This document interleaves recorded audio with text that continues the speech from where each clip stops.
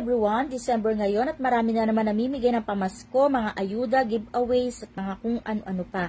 At kanina sa church namin, sa aming midweek service, ang isa sa kapatiran namin ay namigay din ang kanya mga pa-Christmas giveaways. At isa nga ako sa nabigyan at natutuwa talaga ako sa Lord dahil sa dami ng pwedeng niyang pagbigyan ng mga kaibigan niya ay napili niya kaming bigyan. At isa nga sa binigay niya itong alcohol. Maliit lang to sa paningin ng iba pero para sa akin ay napakagandang regalo nito. Bakit kamo? Siyempre lahat naman blessing. Yung maalala ka lang na bigyan, di ba matutuwa ka na. At eto nga, binigyan niya rin ako ng goat milk shower gel.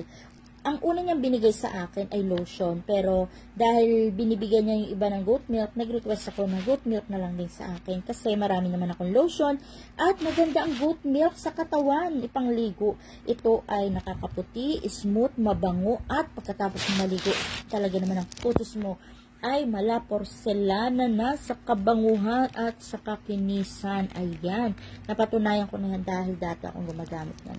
At ito nga may instructions sa likod. Sabi dito, maligo ka, araw-araw, maghilod ka, at ikaw daw ay magbanlaw at gamitin mo tong shower gel na ito para lalo kang gumanda. At ang sabi pa dito ay mag-iiba ang salita mo pag ginamit mo to. Magiging meh.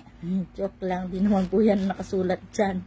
Biro lang po. God bless!